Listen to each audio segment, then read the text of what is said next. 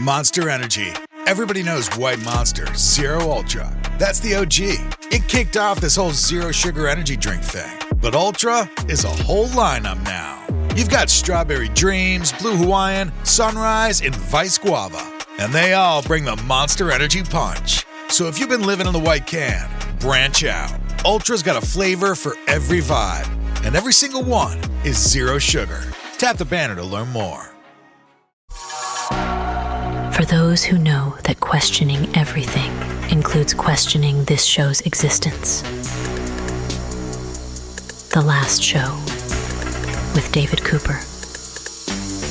A brand new video of Brad Pitt fighting Tom Cruise isn't real, but it circulated around the internet and it caused quite a stir in Hollywood. I am joined by Carmi Levy. It is time for technology time. This video was, of course, AI. Carmi, welcome to the show. Good to be with you, David. Thanks for having me. Did you watch this video of, what was it, Tom Cruise fighting Brad Pitt? Yeah, in this sort of like post-apocalyptic landscape. I mean, it would make for an amazing movie trailer. It looked and felt that good. Like the level of cinematic goodness was off the charts. Cinematic goodness. That's a brand new phrase. I like it. It's yours. But it was really cool, and like it just sort of caught you off guard. I can see why it went viral because the quality was there. It involved obviously two actors who, are incredibly famous. And so like all the ingredients of virality were there. And then as it turns out, it wasn't real at all. It was AI generated by this new tool called Dance 2.0, which, has brought to us by the good folks at ByteDance, who also not coincidentally brought us TikTok. So, yet again, we're having this conversation. We remember when OpenAI released Sora and then Google released Veo. Now they're at Sora 2 and Veo 3. We had sort of similar freakouts, right? Like now the studios have issued cease and desist letters to ByteDance, basically saying like you either protect our copyright or we'll see you in court. Every single time a new video generator app is released that kind of raises the bar in terms of fidelity and capability, this happens. Content goes viral. Everybody freaks out that it's the end of days, that AI is taking over, that the established world order of how movies get made is under threat.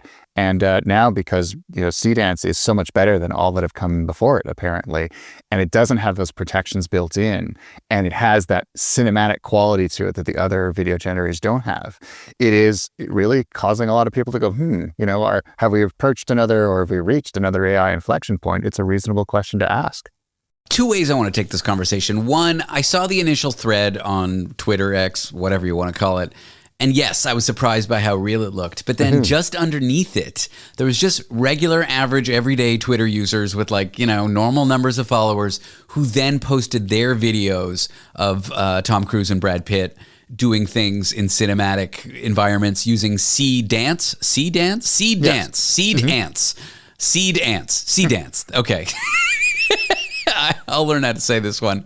I guess they're playing on ByteDance, but I don't see it. But whatever. Okay, good. Bited good try, ants. ByteDance. That's right. Bited ants. Bite me, okay. ByteDance. Yes. Now, okay, and it was regular everyday users, and they were generating videos that this Hollywood person or person that got all this attention was generating, and they were just as good. These tools are in the regular users' hands right now. Okay, which is so wild to me. This isn't like some person who had access to some crazy preview technology making a point, and no one could access that tech. Anyone can do this right now. Okay, that's one thing I want to say. And I think that's what's scaring the studios is that someone with no training, no film skills whatsoever, can't hold a camera, can't edit to save their life, can't block out a scene, but can take something that's already out there. So, the original trailer that someone also created using just a couple of lines of a prompt, and then build on that and continue to raise the quality bar without any knowledge is astounding. And it threatens the world order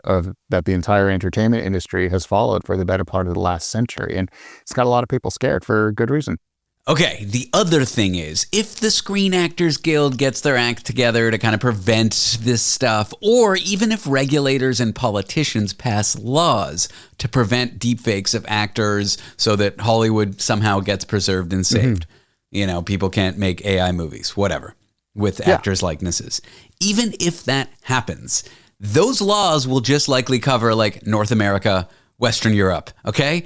No one's stopping like Chinese companies or any company that isn't subject to these laws that'll happen in the West to protect actors. And then, the internet's open. I can just go on these platforms and generate videos. I don't think this is stoppable, is what I'm trying to say, even if the actors get together and try to stop it, even if lawmakers get together to try to stop it. Yeah. I don't think there's anything stopping this technology because I could just go online and do it, sure, it might be illegal, but what stopped people from downloading music when Napster was around, even though they knew it was illegal, So I just don't think this is going to be stopped. I agree with you. If you sign a deal or if you put a law in place, that authority stops at the border. But we know that the technology is global, and so Disney, for its part, they've signed a licensing deal with OpenAI, so they're allowed to use Disney characters in their Sora video generator. So even as Disney is suing everyone else, it's sidling up to the AI enemy and recognizing that it needs to at least get with the program. But I think there's also a recognition that outside of this one deal between one studio and one platform, there are those out there around the world who frankly don't care and will, if the tool allows it. And the problem with Seedance is there were no limitations, there were no guardrails preventing the use of celebrity, intellectual property, individual likenesses they'll happily use the technology and violate that copyright, violate that IP, and there's no stuffing Pandora back in the box. It is done, it is out there, and the technology is only going to get better from here.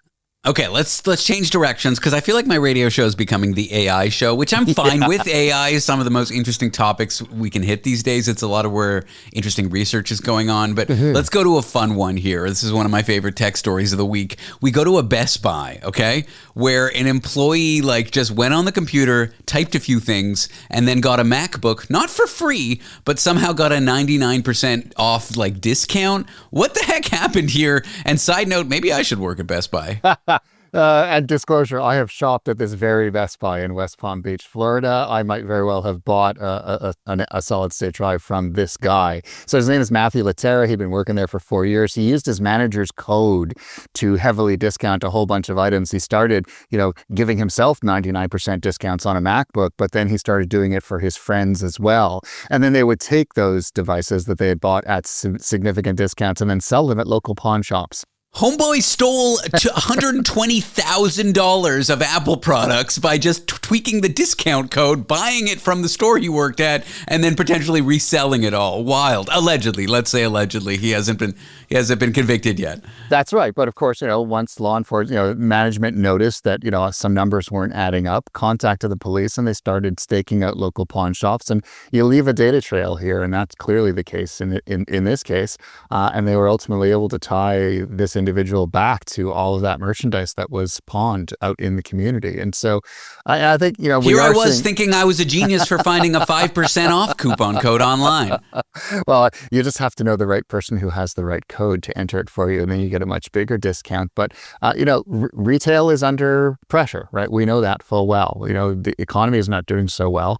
Retail theft is going up. Retail theft involving insider kind of perpetrators is also going up.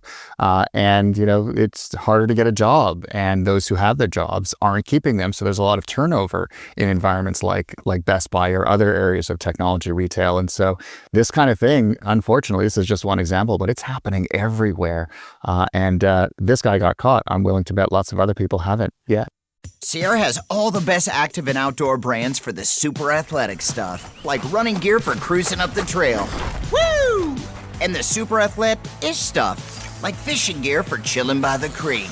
Nice cast. Fitness apparel to push for higher reps. You got this. And golf balls priced so you can afford to lose one.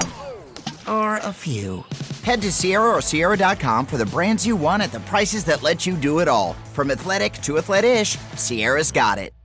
We are here with tech analyst Carmi Levy, and it's time for technology time. Now, Carmi, I would love to take you out to a date on a bar here in New York City in Hell's Kitchen. Would you like to go on one with me? That would be incredibly fun. I look forward to that. Too bad, because if you go to this bar, you can go on a date, but you go on a date with like a robot. It's like a tablet or a phone with a woman or a man, and you sit across from them. This is a wild story. I don't know if I'm sad or excited about this. Probably a bit of both, actually. Yeah, it's called the Eva Cafe, and it's billing itself as the world's first AI dating cafe. And you walk into it, it looks like a regular, cafe. There are booths and whatever, tables and seats and all that. But you sit down at one of these and there's a smartphone on a stand sitting there, and that's all it is. And so if you go on a date, you're not meeting a person, you're meeting an AI bot. And so there's an app called the Eva AI app. And so the cafe is a pop-up creation meant to bring your AI partner to life. In other words, you're not just viewing your AI friend remotely, but now you can go out and actually pretend that they're there. They aren't, but hey, whatever. And so, I think it reflects a change in how we're using technology. We're spending less time on social media, more time with AI. More of us are using artificial intelligence for companionship. I think according to the app's data, about 1 in 3 men and 1 in 4 women under 30 have already established emotional bonds with a virtual AI partner. What? So where are these numbers coming from? This is from Eva AI. So this is the company that created the app, created the platform. Okay, according to the company that's deeply incentivized for you to have an AI relationship, the numbers are really good. But talking amongst my friends, they all admit to having extended conversations with an AI bot. Am I the only one who's crazy for not doing this? Like, I can't be the only one who hasn't told an AI bot that I love it.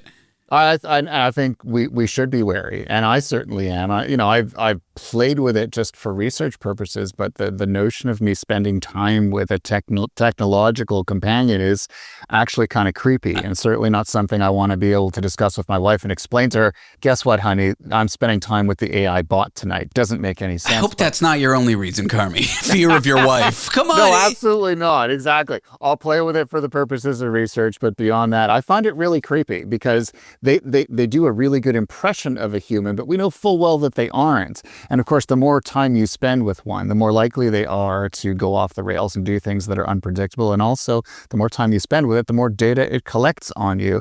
And Lord only knows where that information is going. It's probably going back into training the AI bot and also being shared in ways that we cannot control. So, no thank you. It sounds like a fun thing to sit in a cafe and chat with an AI bot, but the security implications of that, let alone the mental health and psychological implications of it, are just too frightening to behold. And it kind of makes me wonder who would actually willingly go out into public and be seen doing this. Certainly not me. I would wear a disguise. My worry is 25 years ago, I had a cousin who met someone online on an online dating site, and she was like the weirdo in the family. How could you go online to go on a date? How could you meet someone using the internet? That is the weirdest thing in the world. Unfortunately, there was nothing weird about her. Now that's where most people meet. Yeah. Now nobody bats an eyelash. And so that's no one really cares. That's the norm. And so the fear is that once we move this into AI territory, that's kind of scary. Or having an AI girlfriend will turn into smoking on an airplane. 40 years ago, that was a completely normal thing to do. But if I pull out and light a cigarette on an airplane today, I would say that'd be slightly odd. People would maybe get a little upset about that. Only a little. Yeah. But I'm just saying, are we at a point, we're at an inflection point where this technology is in 10 years, it's either going to be completely normal or it's going to be completely odd and it's going to be a blip in history. I think it's going to be completely normal, and that's what worries me. Yeah, I remember it was 2013 when the movie Her with Scarlett Johansson and Joaquin Phoenix came out. Yeah. How short, 13 years ago this movie came out. It was basically telling the future. It was so odd at the time. Now it's normal. I remember being creeped out by it at the time, but also being comforted by the fact that I knew that the technology wasn't where it needed to be. So it was strictly a work of fiction. But of course, technology has now caught up with that. And we now have the power to have these things deployed in the real world. And we're seeing those examples of it. It's only going to get more powerful, more capable. And we are going to be leaning ever more on it. And I agree with you. I think this is going to become normal. And quite frankly, we better be prepared for it because it's going to be ugly. It's like when Einstein published E = MC². I don't think he was realizing that meant if you split the atom, you could create a nuclear bomb. And then all of a sudden, the implications of that. I don't know if these people who released large language models like ChatGPT to the general public realized how they would transform society. Yeah. So odd. Once again, technology or technologists don't read the scripts, and they introduce risks into society that, weren't foreseen, probably should have been. And even now, they aren't doing anything to rein them in. It's a dangerous place for us to be. But is the technology inevitable? Like if OpenAI didn't release ChatGPT to the general public when they did, like some other company would have done it. Yeah. If Einstein hadn't published that paper, someone else would have figured it out. And nuclear weapons, like, is technology inevitable? I feel like this is a deep conversation that I'm trying to have.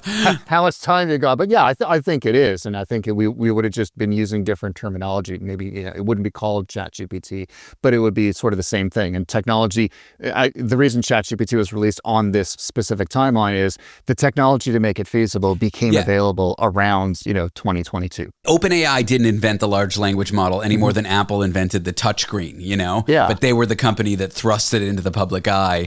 The research behind it and academics figuring out how all this stuff worked, it was already there. It just needed a company with deep enough pockets to give it to the general public and create the computer infrastructure to. Okay, I'm getting really off the mark here. AI dating bar in New York, in Hell's Kitchen.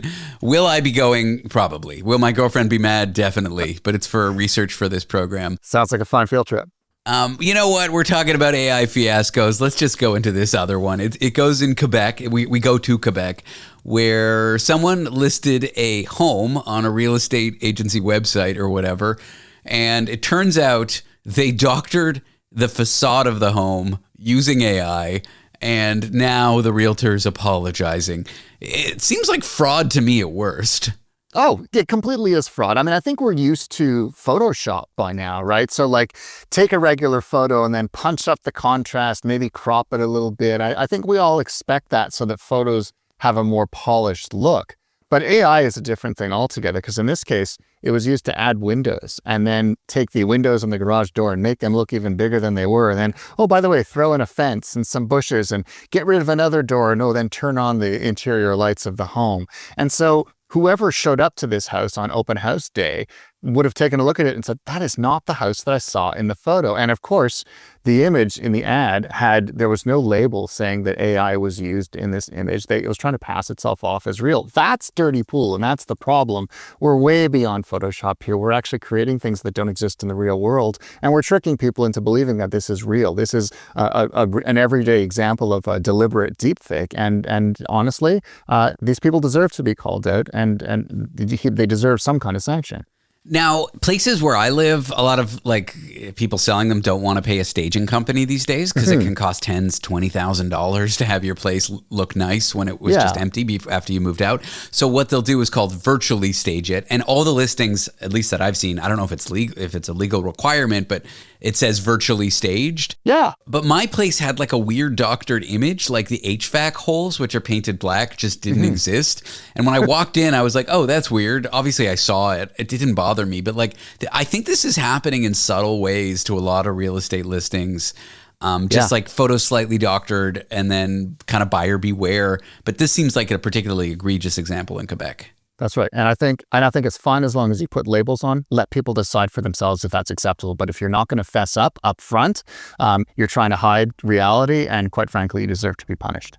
Carmi Levy, technology analyst. It's Time for Technology Time is the name of the time we spend together each week. Carmi, it has been a joy having you on the show. It has been a joy. Did I say that right? I don't know. It has been a joy having you on the show. Yeah, that's what I meant to say. Thanks for being here, buddy. I had a good time. Thanks so much, David.